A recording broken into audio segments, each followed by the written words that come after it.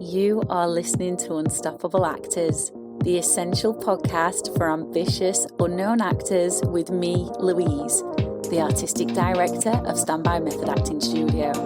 And for the last 13 years, I've been taking unknown actors with blank CVs all the way to Netflix dramas, Amazon Prime films, TV soaps and stage plays around the world. And every week I'll be talking with you and sharing how you can become a paid working unstoppable actor, because you 1000% can. An acting career is doable. Are you ready to dive into the episode? Hello and welcome to Unstoppable Actors. If you've just stumbled upon our podcast on Spotify, our website, Audible, or anywhere else, welcome. I'm so excited to have you here. And if you are returning and are a regular listener, thank you as always for tuning in. I love delivering these episodes to you because I can help you with sticking in the casting directors' minds. I can help you get your next paid acting job quicker. And what we're going to talk about today, the 3 foundational method acting exercises that you absolutely should not be skipping, is going to help you stick in those casting directors' minds because you're going to be doing something different that other actors are not doing.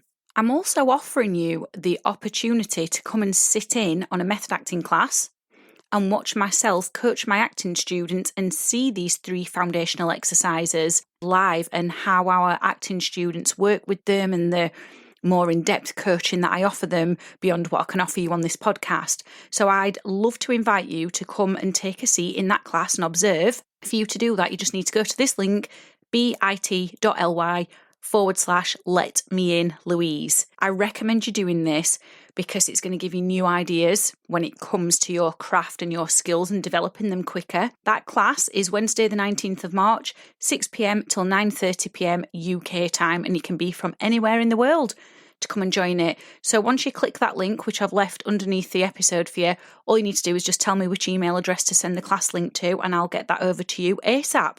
So let's dive in then. The 3 foundational method acting exercises that you shouldn't be skipping. I need to start with what actors are doing mostly when they're not using these exercises. And this has come from me coaching actors over 14 and a half years. And I've seen the same things crop up time and time again. So what they do is they'll be given a script, they've got a character, and let's just say it's quite an emotional scene. So they'll either think about sad things and try and conjure up the emotion, which simply just leaves them exhausted and totally out of control, because how long is the emotion going to last? We don't know. Emotions have a life of their own, and that's an unreliable way to work. Or, let's say again, they've got this meaty emotional scene and they're feeling a little bit nervous. They'll jump around and shake their arms and legs to create energy. Now, this one's not such a bad idea because jumping and shaking is actually a really good way to release excess nervous energy, and it will at least try and put your nervous system back into a state of rest and digest, so into what's called a parasympathetic state, which is where you're grounded and where it's easier to access your imagination. However, the problem with doing this is it's not reliable because nerves are unpredictable. They can hit you mid-scene, seemingly out of nowhere. And you can't just stop the performance to jump and shake around mid-declaring your undying love for the character who's breaking your heart right now in the scene. You just can't do that. Can you imagine you're in the middle of this intense scene, the nerves hit, and you go, oh, hang on a minute, I just need to jump and shake around. It just doesn't work, does it? Now, some actors do neither of the above, and they just jump into a scene dry. This isn't good practice. That's almost like going to the gym and lifting heavy weights with no warm-up. You can literally rip your muscles and ligaments because you're not giving your muscles a fighting chance. They're literally going from 0 to 60 in a matter of seconds, and it's the same with scenes. You can't just get from you to the character with nothing in between, because the hardest moment to connect to is that very first moment. That very first moment before you ever utter your first line. How do you go from you as you are as the actor with your current life challenges and the excitement of the big news you've just had or the mundanity of the same old routine to the character who's having an existential crisis or is struggling and battling their addictions to prescription meds or whatever's going on for them?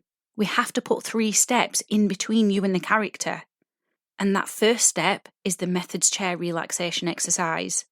What this does is it moves you away from your current lifestyle and the challenges and the exciting things and the mundane things that are going on, and it puts you in a state of receptivity. You have to be receptive to your own emotions, to your imagination, and to your scene partners. This then allows you to embody any role. So it allows you to release the physical tension, the mental tension, and then it drops your brain waves into something called alpha, which is where your imagination sits. So that's the first method acting technique that we have to use. The second one is it comes directly after the chairs relaxation exercise, and we move you into improving your focus so you're not easily distracted in the performance. And this is how you get in the flow or in the zone, as lots of actors call it. This is a simple listening exercise. Yes, it's boring, but it challenges you to be disciplined and focused.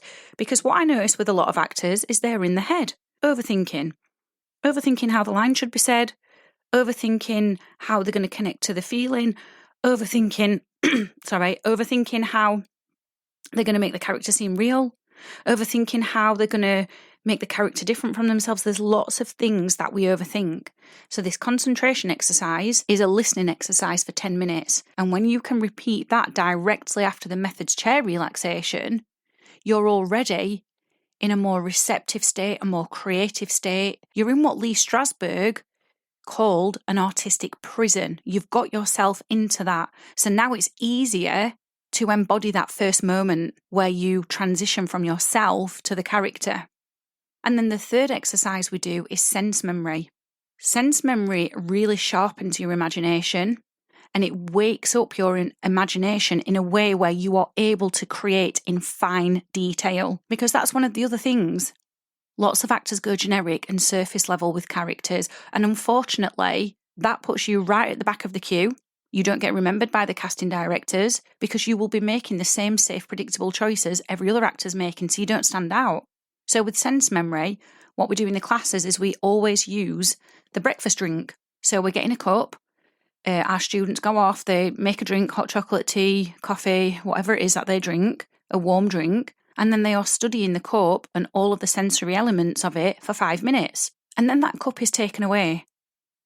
And they have to recreate the cup and connect to it as if it's actually there, back in their hands, and have those sensory experiences again. Now, because they've done the previous 2 exercises, the methods chair relaxation, where they've scoured the body for tension, and they've been able to release it in a calm and controlled way, and then the concentration exercise, where they've had to really listen for 10 minutes, they're then able to create that cup back in their hand, even though it's not there. And it's incredible. Some of them tell me, oh my gosh, I actually felt the heat in the palm of my hands and I couldn't believe it because the cup wasn't there. Or they'll say, I could smell the drink so intensely.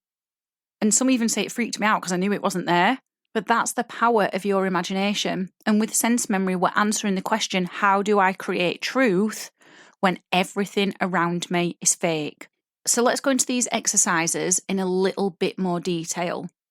So the methods chair relaxation is about being in a chair, assuming a comfortable position, and moving your body in a way that you don't necessarily move it in day-to-day life, so you can feel into where the physical tension is in your body. Usually, it's stored up in the jaw, the neck, the shoulders.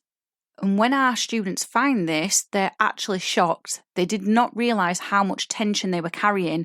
And it's a real big light bulb moment for them because then they go, oh, I've been blocking myself unconsciously from being able to physically mould into the character.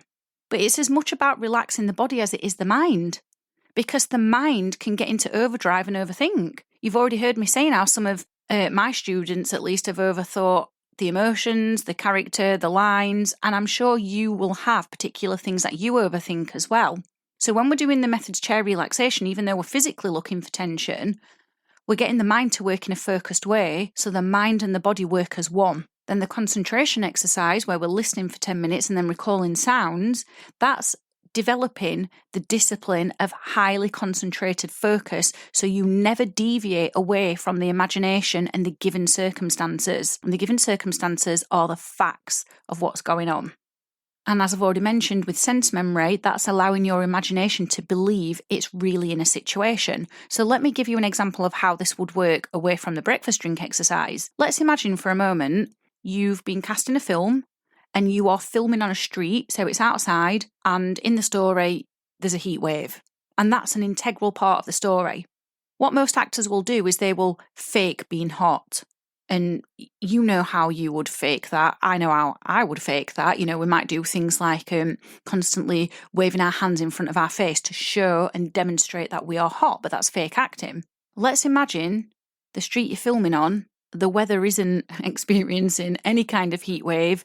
It's a crispy, fresh spring day. So you're actually cold, but you don't want that to carry on camera. So you have to use your sense memory to be able to create the reality of the heat, which takes me back to that question, how do I create truth when everything around me is fake? Now, because you will have practiced sense memory enough times, it becomes second nature, and you're able to create the heat and get your imagination on board with it, even though it's actually not hot where you're filming. Actors who use these 3 method acting techniques become more disciplined, they become more versatile, they have a bigger range of not just characters that they can play, but scenes that they can tap into, such as the one that I've just mentioned, like it being a heat wave in the story, but it's actually really cold where you're filming. They can really tap into the truth of the reality of the scene, and this makes them more sellable. Now, the repetition of the practice of these exercises and the feedback, the regular feedback, embeds these exercises in them so they come to them naturally without thinking. A bit like driving. When you've driven enough times, you don't need to consciously think about everything you're doing. It just happens second nature. And this is why students of Standby Method Acting Studio are cast in big productions so early on in their career, is because directors are willing to take a chance on them, even with practically empty acting CVs, and it's because they can see they're going to get a performance with edge. This is exactly why the training in our classes is very structured, because it embeds these exercises deeper into the subconscious of the actor. So I'm inviting you to come along and come and sit in on a class so you can see how this is working. And I'd recommend you do this so you can see what you need to be doing to get your next paid acting role so you have edge and stand out. The link is bit.ly/letmeinlouise. Just tell me which email to send the class link to, and then you're all set to go. That class, again, as a reminder, is Wednesday the 19th of March, 6 p.m. till 9:30 p.m. UK time, but you can be from anywhere in the world because it's an online class. I look forward to seeing you there. I've absolutely loved hanging out with you, and I really hope you found this episode inspiring. If you have, please do rate the podcast and hit follow so you never miss an episode, and I can help more actors like you. And come and join one of the most supportive, uplifting acting communities on socials, the Unstoppable Actors Facebook group, where you'll get your weekly injection of inspiration, networking, and receive your free Method Actors handbook so you can become an unstoppable actor.